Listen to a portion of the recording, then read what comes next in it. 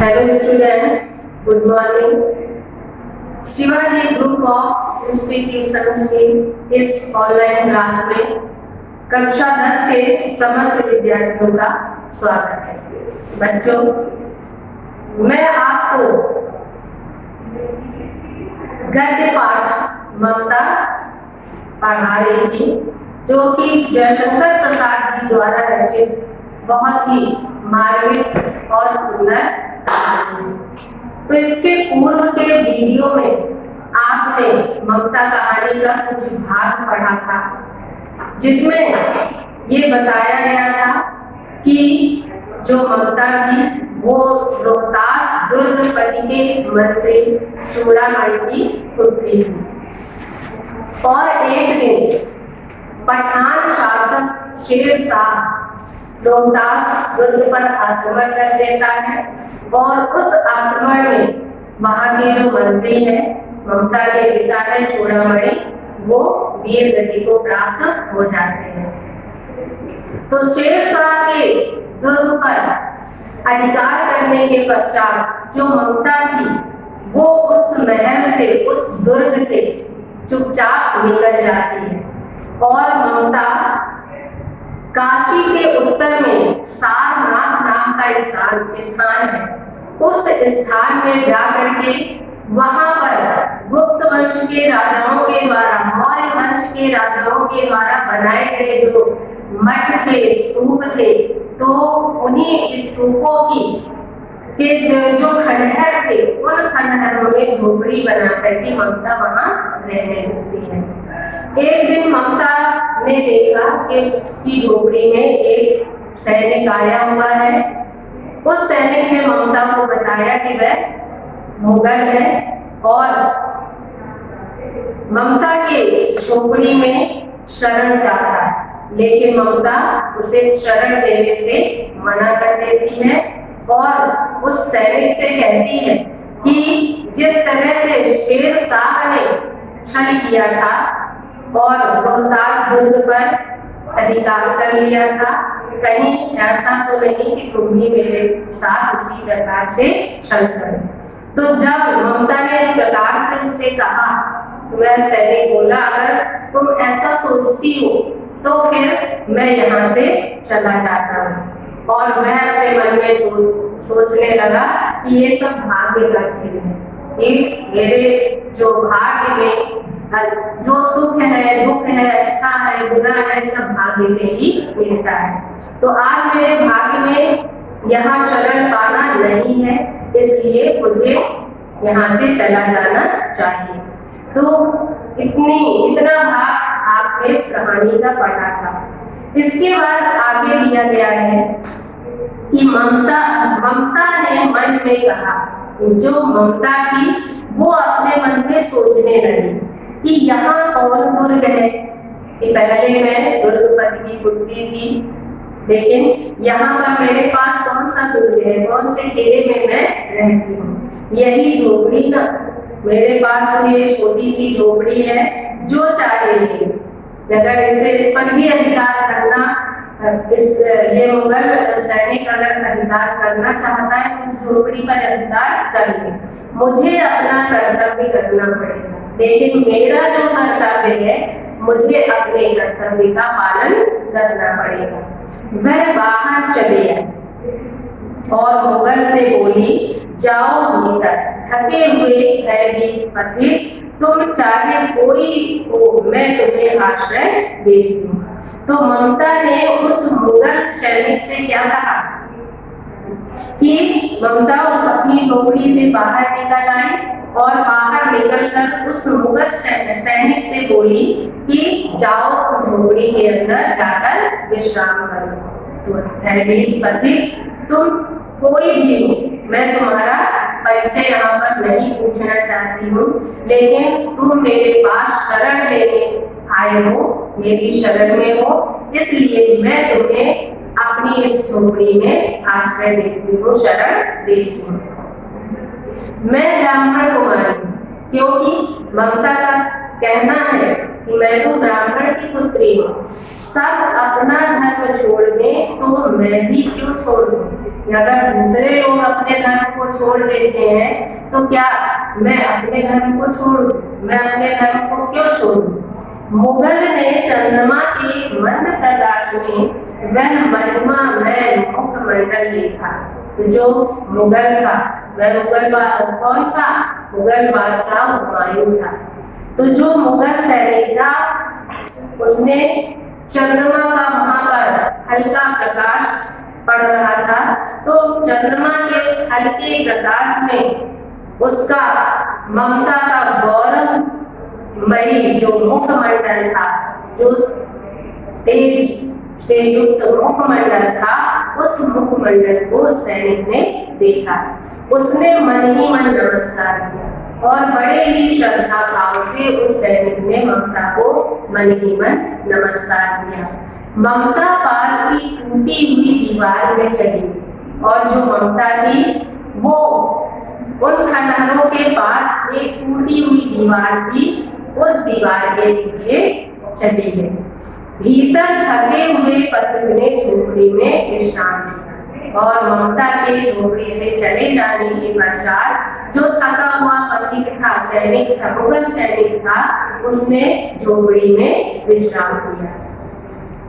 प्रभात में खंडहर की संधि से ममता ने देखा और इस प्रकार रात व्यतीत हो जाने के पश्चात जब प्रभात प्रातः काल हुआ तो प्रातः काल होने पर ममता जिन खंडहरों में छुपी हुई थी उन खंडहरों के बीच से जो थोड़ा सा स्थान था उस स्थान से झांक कर ममता ने बाहर की ओर देखा।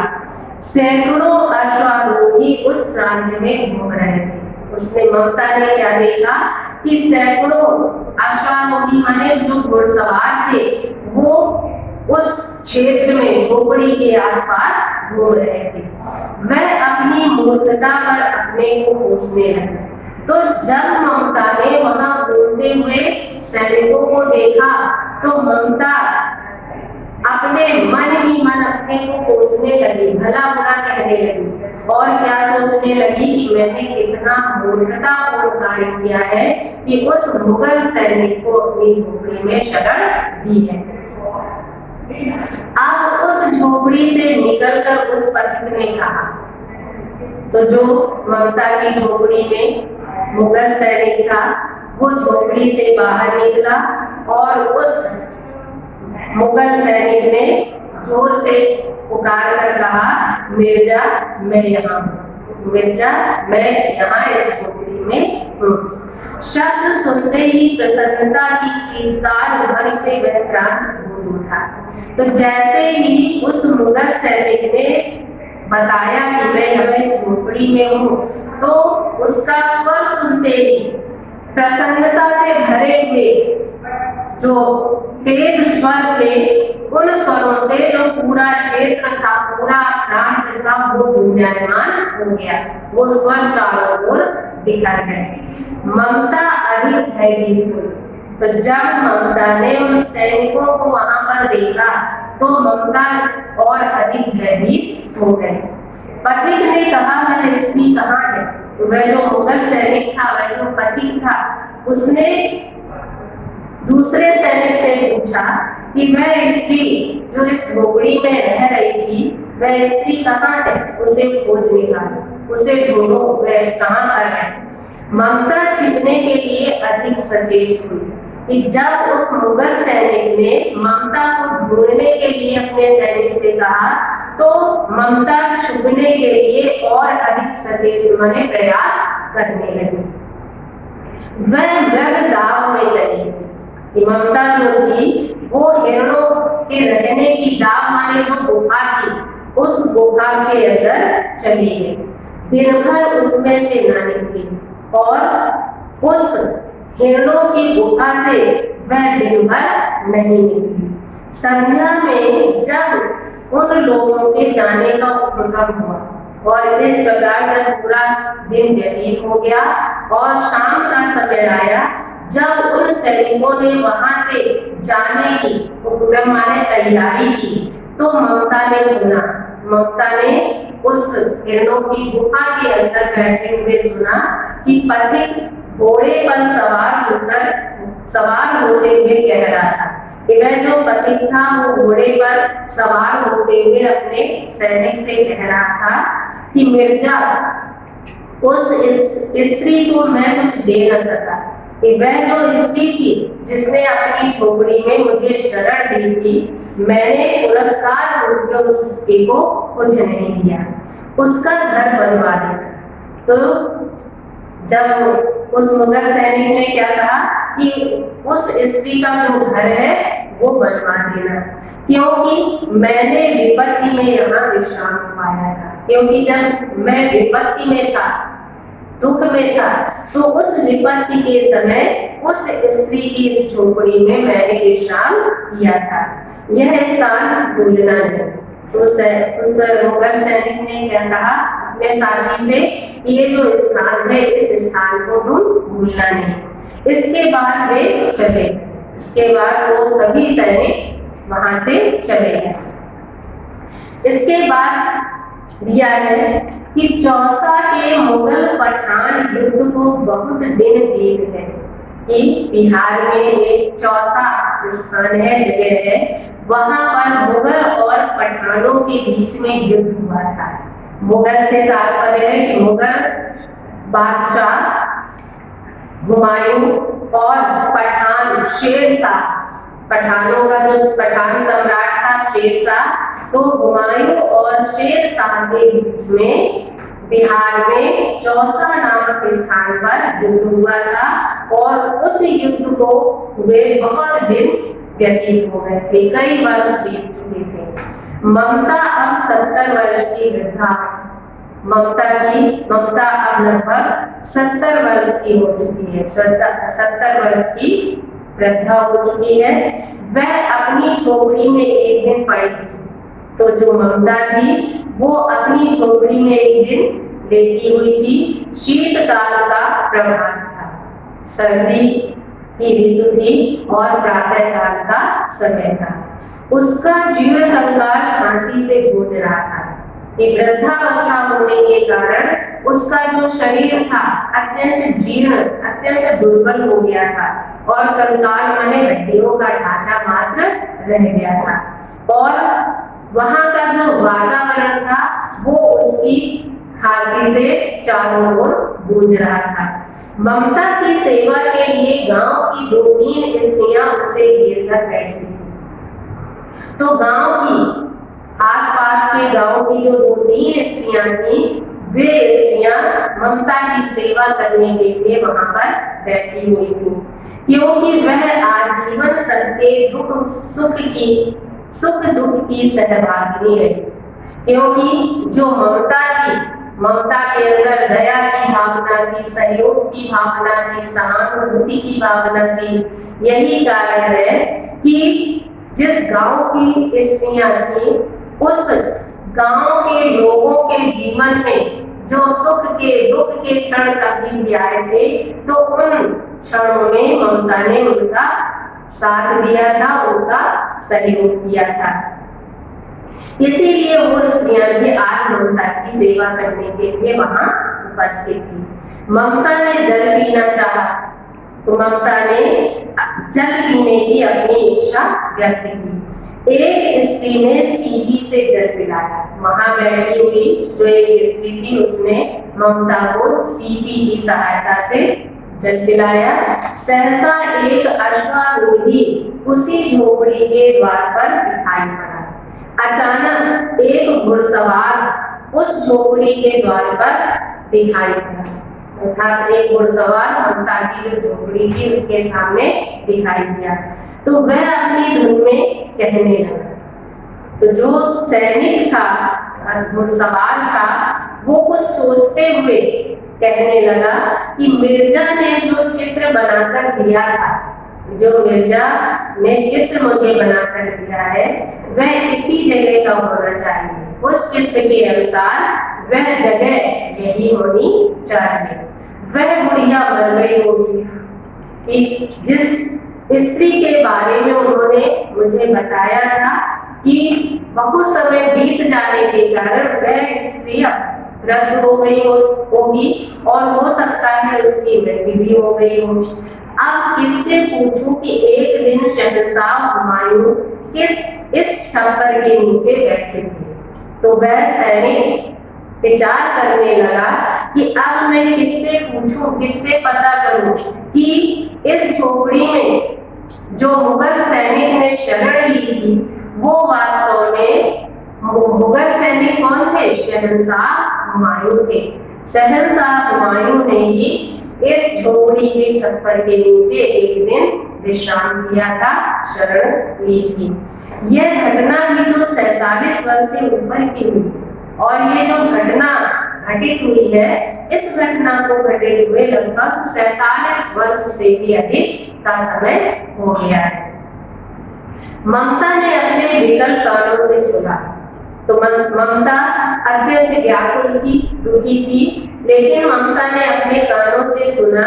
उसने पास की स्त्री से कहा, ममता ने जब उस सैनिक को ऐसा कहते हुए सुना तो उसने अपने पास बैठी हुई उस स्त्री से कहा कि उसे बुला लो, उस सैनिक को अंदर बुला लो।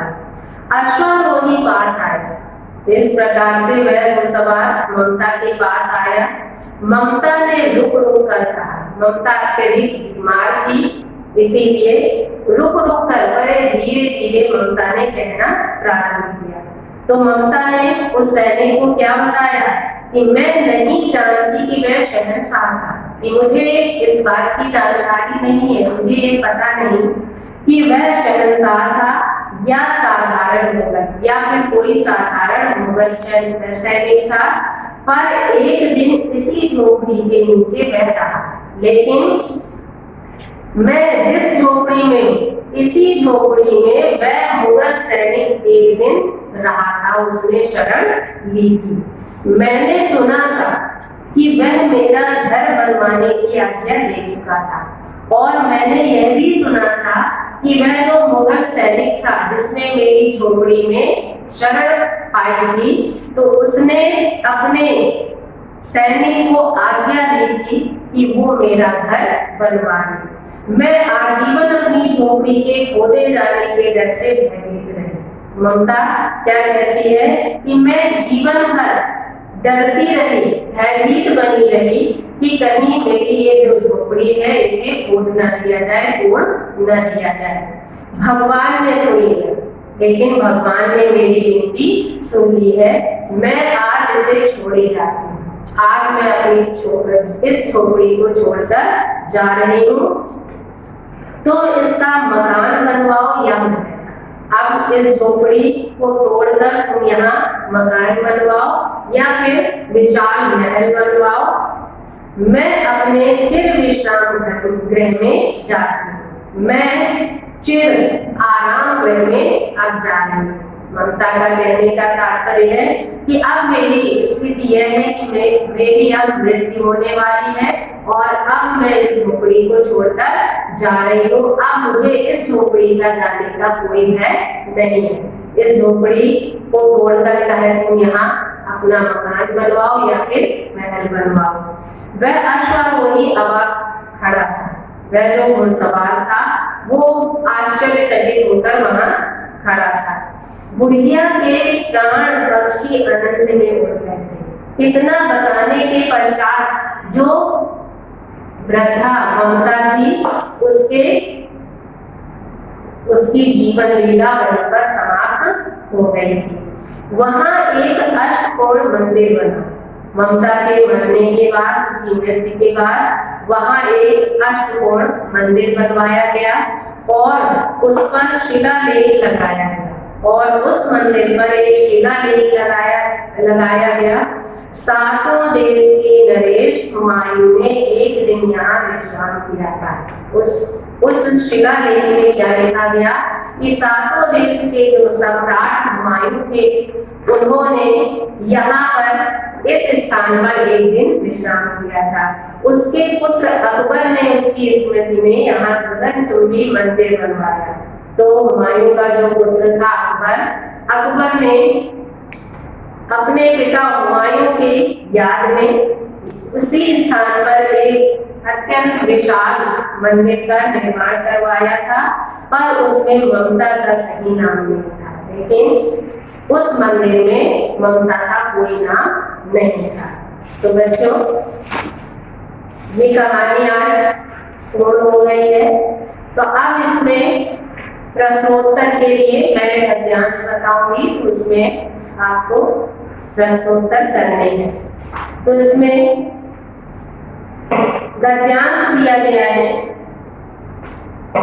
चौसा के मुगल पठान युद्ध को बहुत दिन बीत गए, ममता अब 70 वर्ष की वृद्धा है, वह अपनी झोपड़ी में एक दिन पड़ी थी। शीतकाल का प्रभात था, उसका जीर्ण कंकाल खांसी से गूंज रहा था। ममता की सेवा के लिए गांव की 2-3 स्त्रियां उसे घेर कर बैठी थी, क्योंकि वह आजीवन सबके सुख दुख की सहभागिनी रही। तो इसमें रेखांकित अंश में निशान लगाना है। रेखांकित अंश है, ममता की सेवा के लिए गांव की 2-3 स्त्रियां उसे घेर कर बैठी थी, क्योंकि वह आजीवन सबके सुख दुख की सहभागिनी रही। तो इसमें रेखांकित अंश है, ममता की सेवा के लिए गांव की 2-3 स्त्रियां उसे घेर कर बैठी थी, क्योंकि वह आजीवन सबके सुख दुख की सहभागिनी रही। अब इसमें जो प्रश्न है, इसमें पहला प्रश्न है, उपर्युक्त गद्यांश का संदर्भ लिखिए। इसी में अथवा करके प्रश्न है, प्रस्तुत गद्यांश के पाठ और लेखक का नाम लिखिए। इन दोनों में से कोई एक करना होता है। इसके बाद नेक्स्ट क्वेश्चन है, रेखांकित अंश की व्याख्या कीजिए। इसके बाद क्वेश्चन दिया है, इस गद्यांश में ममता के चरित्र की कौन सी विशेषता उजागर हुई है। इसके बाद नेक्स्ट क्वेश्चन है, मुगल पठान युद्ध से क्या आशय है, यह किनके बीच हुआ था। इसके बाद अगला गद्यांश है, अश्वारोही पास आया, ममता ने रुक रुक कर कहा, मैं नहीं जानती कि वह शहंशाह था या साधारण मुगल, पर एक दिन इसी झोपड़ी के नीचे वह रहा। मैंने सुना था कि वह मेरा घर बनवाने की आज्ञा दे चुका था। मैं आजीवन अपनी झोपड़ी खुदवाने के डर से भयभीत रही। भगवान ने सुन लिया, मैं आज इसे छोड़े जाती हूँ। अब तुम इसका मकान बनाओ या मैं अपने चिर विश्राम गृह में जाती हूँ। इस गद्यांश में रेखांकित अंश में निशान लगाना है, भगवान ने सुन लिया, मैं आज इसे छोड़े जाती हूँ। अब तुम इसका मकान बनाओ या महल, मैं अपने चिर विश्राम गृह में जाती हूँ। इतना रेखांकित अंश है। अब इसमें क्वेश्चन नोट करने हैं। क्वेश्चन है, उपर्युक्त गद्यांश का संदर्भ लिखिए अथवा प्रस्तुत गद्यांश के पाठ और लेखक का नाम लिखिए। नेक्स्ट है क्वेश्चन, रेखांकित अंश की व्याख्या कीजिए। इसके बाद नेक्स्ट क्वेश्चन है, शहंशाह शब्द किसके लिए प्रयोग किया गया है। इसके बाद नेक्स्ट क्वेश्चन है, अश्वारोही ममता की झोपड़ी ढूंढता हुआ क्यों आया। नेक्स्ट क्वेश्चन है, ममता के भय का क्या कारण था अथवा ममता आजीवन भयभीत क्यों रही। इसके बाद नेक्स्ट क्वेश्चन है, चिर विश्राम गृह से क्या तात्पर्य है। इस तरह से बच्चों सारे प्रश्नों के आंसर तक आपको देने हैं। तो आज के लिए बस इतना ही, बाकी अगला विषय मैं अगले वीडियो में पढ़ाऊंगी। Okay, thank you.